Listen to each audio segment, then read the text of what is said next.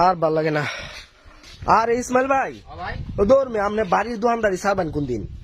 জিনিসপাতি নষ্ট হইলে লই আন লাগে বাড়ির মধ্যে বাজারও দোকান করতে পারেন না? বাজারও দোকান দিতাম কে লাগে বাড়িতে তো আমি কইরা বল পাইতাছি না বাজার যায় আমারও কি গুড়ার ডিমটা করে নিল? কি লাইট লাগাইতাছি তো না এটা জ্বালাই দি কেয়ার লাইটটা লাগাইলেন এটা?